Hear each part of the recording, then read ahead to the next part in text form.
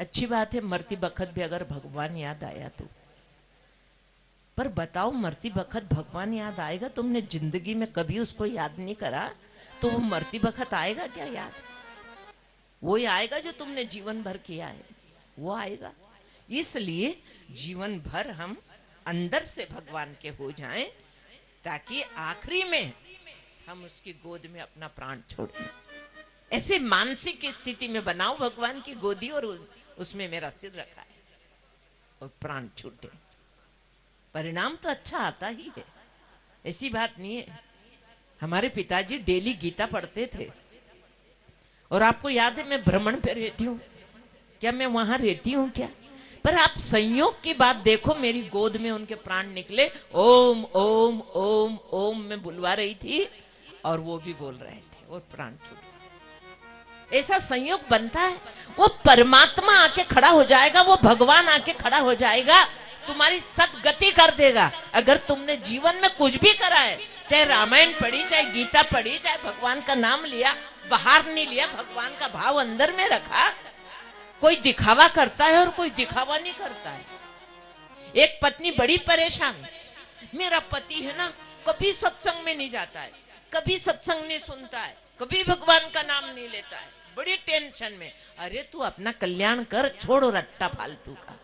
लेकिन अब अटैचमेंट है तो लगाव तो है कि ऐसा ना हो, मेरे पति का भी कल्याण होना चाहिए।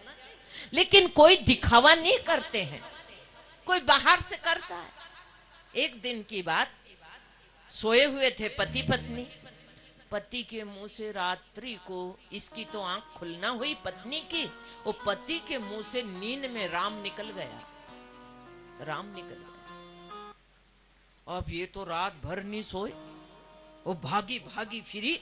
सवेरा हुआ, सबको निमंत्रण देके आ गई, भंडारा है, भोज है, खुशियां मना रही, बाजे बजाओ, ढोल बजाओ। पति नहा धो के सुबह उठा, नहाया धोया, सब हुआ। आज क्या है? कोई त्योहार है? आज कोई उत्सव रखा है? त्योहार व्यार में उत्सव है। उत्सव किस बात का है? अरे रात्रि में आपके मुंह से राम निकल गया। इतनी खुशी हुई पत्नी को, इतनी खुशी हुई, सारा ढिलोरा पीट दिया। पति ने सोचा अब इसने सबको निमंत्रण दे ही दिया, भोजन कर लेने दो। सब आए, सबने भोजन किया, सब अपने घर चले गए। पति ने प्राण छोड़ दिया। किस बात पे? भक्ति करी पताल में प्रकट हुई आकाश। भजन और भोजन गुप्त होना चाहिए। आज चौराहे पे होता है, ये आज का विषय, ये आज का समय है, जैसा भी समय है। लेकिन वैसे बताया है कि भोजन और भजन ये एकांत में होना चाहिए। यहां तक हमारे ऋषियों ने रिसर्च करा है कि अगर आपके भोजन पे किसी की दृष्टि पड़ गई है तो आप उसको भोजन कराइए, नहीं तो वो भोजन आपको लाभ नहीं देगा खाने वाले को। क्योंकि जिसकी दृष्टि डली है उसकी नीयत खराब है। लोगों की नीयत भी खराब रहती है, अच्छी नहीं रहती है। अगर छोड़ो, विषय बदल जाएगा, पर अब निकलता है साथ में तो बता देती हूँ।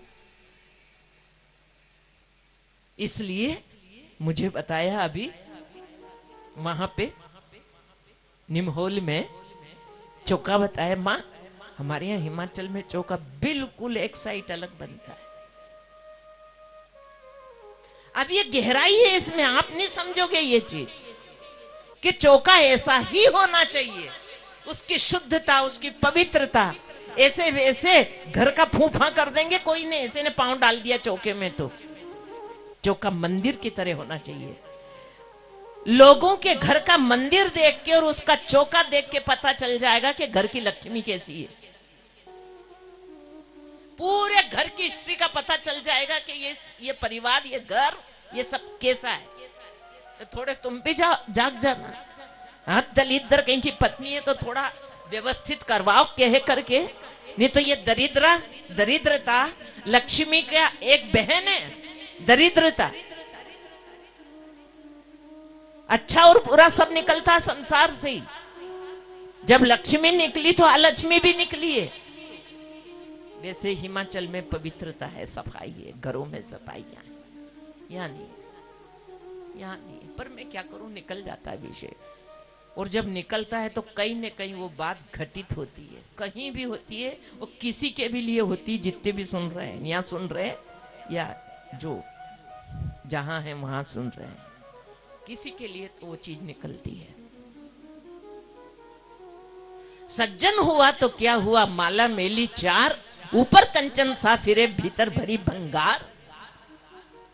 बर्तन बाहर से ही मत मांजो, अंदर से भी मांजो। बर्तन अंदर से साफ मांजो, बाहर तो थोड़ा बहुत जैसा है चल जाएगा, वैसे बाहर भीतर शुद्ध होना चाहिए। पर बाहर मुझे कहने की जरूरत नहीं हो, क्योंकि तुम सब टीप टाप साफ सुफ हो बाहर, इसलिए बर्तन भीतर से भी अच्छा मांजो, भीतर से भी शुद्ध रहो, मन को भी साफ रखो, मन को भी शुद्ध रखो। मुखड़ा देख लिया दर्पण में, देखना चाहिए, क्योंकि तुम कैसे हो वो तुम्हारे चेहरे पे आ जाता है सब। और चेहरे को दर्पण में देखोगे, अगर संवेदना आपके पास गहरी है तो आप समझ जाओगे कि भीतर क्या गड़बड़ है, वो चेहरा बता रही है। वो चेहरे से ज्यादा आंखें बताती है, सब बिल्कुल लिखा हुआ रहता, आंखों में पढ़ लो, इतना इतनी सच्ची है ये आंखें आपकी। कैसी अंदर की स्थिति है वो आंखों में आ जाएगी, कैसी है। ना शोक छिपेगा, ना गम छिपेगा, ना ईर्ष्या छिपेगी, ना प्रेम छिपेगा, सब आंखें बता देगी। हाँ, तो यही तो बात है। बताओ, विषय चले ही जाता कहां से कहां। तो आइए लौट के वापस कहां चले, वो जो साधु और शिष्य पेड़ के नीचे बैठे हुए,